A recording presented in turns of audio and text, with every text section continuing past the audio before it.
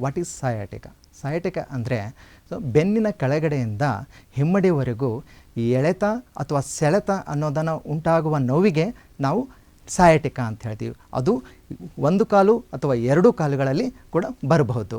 ಈ nerve compression ಆಗೋಕ್ಕೆ ಮುಖ್ಯ ಕಾರಣ ಏನೆಂದರೆ ಡಿಸ್ಕ್ ಬಲ್ಜ್ ಆಗಿರ್ಬೋದು, ಒಬೆಸಿಟಿ ಆಗಿರ್ಬೋದು, ಪ್ರೆಗ್ನೆನ್ಸಿಯಲ್ಲಿ ಆಗಿರ್ಬೋದು, ಹಾಗೆ ಡಯಾಬಿಟಿಸಲ್ಲಿ ಕೂಡ ಈ ಕಂಪ್ರೆಷನನ್ನು ನಾವು ನೋಡಬಹುದು. ಈ ನರ್ವ್ ಕಂಪ್ರೆಸ್ ಆದಾಗ ಮೊದಲನೇದಾಗಿ ಸೊಂಟದಲ್ಲಿ ನೋವು ಉಂಟಾಗಬಹುದು, ಹಿಪ್ಪಲ್ಲಿ ನೋವು ಉಂಟಾಗಬಹುದು, ತೊಡೆಯ ಹಿಂಭಾಗದಲ್ಲಿ ಕೂಡ ನೋವು ಉಂಟಾಗಬಹುದು, ಹಾಗೆ ಮೀನಖಂಡದಲ್ಲಿ ಇಟ್ಕೊಂಡು ಹಿಮ್ಮಡಿಯವರೆಗೂ ಕೂಡ ನೋವಾಗಬಹುದು. ಇಲ್ಲಿ ಯಾವ ರೀತಿಯಾದಂತಹ ನೋವು ಅನ್ನೋದನ್ನು ಕಾಣಿಸ್ಕೊಳ್ಳುತ್ತೆ ಅಂತಂದರೆ ಮೊದಲನೇದಾಗಿ ಎಲೆಕ್ಟ್ರಿಕ್ ಶಾಕ್ ಲೈಕ್ ಪೇನನ್ನು ನೋಡ್ತೀವಿ.